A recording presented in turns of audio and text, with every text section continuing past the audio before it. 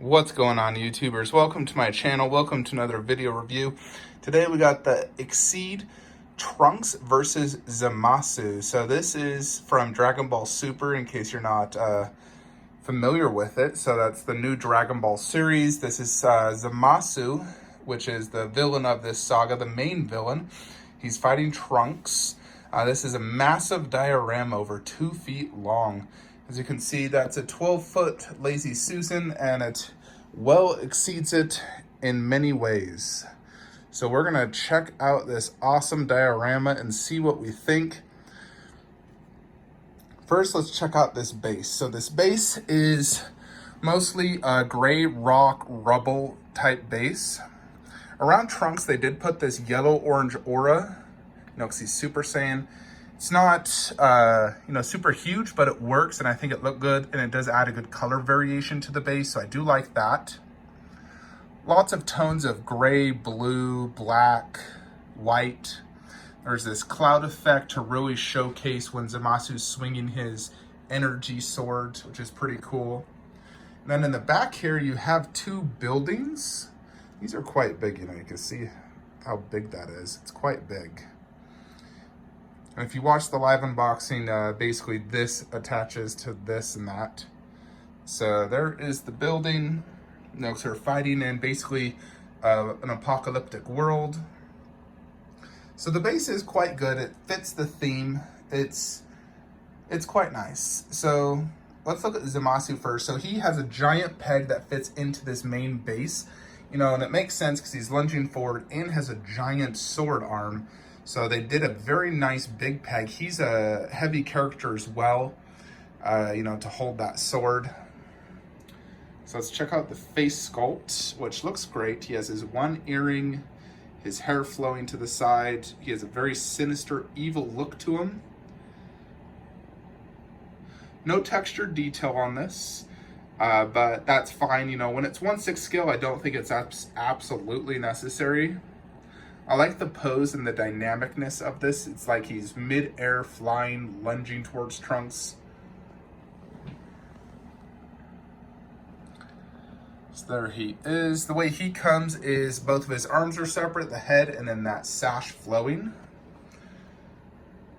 And that energy sword that he's holding is absolutely massive, and that's one piece. So it's a big peg that goes into his arm, and then this is a translucent pinkish red resin that is actually hitting the sword because they're clashing at each other, but it's very big. Like, I was surprised at how big that is. In person, it's huge. Like, that thing's a good almost 1.5 feet long or 2 feet. It's huge, and it looks super cool. The way they did the flowing effect, I really like the way they did that. I think they did a phenomenal job. So here's the back part of Zamasu. He has a simplistic costume, nothing super special, but it looks really good. Let's look at Trunks. So his jacket does have a textured look to it. And here's his pants, subtle details all throughout, different scuff marks. He's in a battle, and generally, for the most part, he's losing. Trunks really struggled in this battle. That's why he had to call Goku. So here's his jacket, and the sword basically, this hilt comes off and it inserts right in. And we'll take a look at this face sculpt closer. You can see that the paint job looks great. Face sculpt looks on point, looks just like Trunks. And it's magnetized, fits great. And this is probably the best angle when viewing the statue to view Trunks because of his sword and the angle. So, you can't really see both character faces at the same time. You can only see one. I would say this is the best angle to view the statue, though, is like this. And then if you want to see Trunks' face, you must simply come like this. So, conceptually, it's a very cool design. I love the dynamic pose, the action scene. It's huge. The only negative aspect, I'd say, is you can't see both character faces at the same time. You can only view one at a time. So, even like that angle, when you can finally see Trunks' face, you can barely see Zamasu's side face. It's like the best way is really like that for Zamasu. I would have loved if they did a switch out possibly. I don't know if it's possible, but maybe a switch out to where you could have Trunks' arm lower, because if his arms weren't there, you'd actually be able to see his face. So it would have been great if they included an option to have his sword, maybe not the sword, or the sword's still there, but I don't know, something different. So you could see both faces. But concept-wise, I mean, it's a very cool idea. It's very dynamic. It's huge. No other studios are doing stuff generally like this that are... So yeah, I definitely got to give props to Xceed for really going all out. And the nice thing they did, when this first came out, people were not happy with the face sculpts and the paint job. And Xceed went back to the drawing table and really fixed all the faces in the paint job. You know, they probably spent a lot of money to fix these. So big props to Xceed for actually listening to their customer base and fixing the faces and the paint jobs. You know, originally when this was first shown, I wasn't impressed at all, because I was really looking forward to this when I saw the concept. And then when they showed it, I was like, ugh, yeah, no thanks, pass. But then they fixed it. And I'm very glad they did, because it came out beautifully. And it's a very big, cool statue. You know, this isn't super hyper detailed like some of the newer stuff coming out, but it's also very price friendly. You get what you pay for. And for me, I feel like when you get a 1/4 scale DBZ statue, you want those extreme textures on the larger scale, you know, extreme detail. When it's 1/6, something like this is completely fine. It's still very detailed, very good paint job, and overall an awesome looking statue. Now, as you can see, you know, it is huge, width-wise. I mean, it's not like super tall like that Goro by any means. I need to measure this, but it looks about 13 inches tall, but a good 24 plus inches width. And then depth, you're looking at least a good 10, 12 inches, probably at least a foot with this building. If you were to, you know, view it from this angle, yeah, you definitely don't want to view it from that angle. You can't really see the faces. So the best angle is for sure, I mean, you could probably angle it like this or just straight from the side like this. I think this is the best angle to view the statue from. And the nice thing is, you know, this goes with their Goku versus Goku Black. That always sounds funny. And they connect together. The bases actually do connect, which I will show you here in a second. This one going in the front and Goku versus Goku Black, which is right there in the back. So I actually am displaying them like that just because I don't have any shelf space. But, you know, I do have some super statues up there, that trio. And now I have this pair. And I was actually hoping to potentially get like a Jiren diorama or a Broly diorama that Xceed's making. Because I know they're making a really sick looking Broly diorama. I'm still waiting on photo updates from that. Yeah, but this is a really cool statue. If you're a fan of Super and you're collecting it, I think for Goku Black Saga, this is really the only statues you need. I wouldn't get anything beyond this. You know, I mean, it doesn't have Vegeta involved, but it does have pretty much all the other core characters. So if you're collecting Super 1/6, just get this Dio and you're set. Like, I don't need anything else from Goku Black. I got these two. I'd say the only other thing I'd possibly consider is the Xceed Ofubito fused Zamasu versus Gogeta, or Vegito.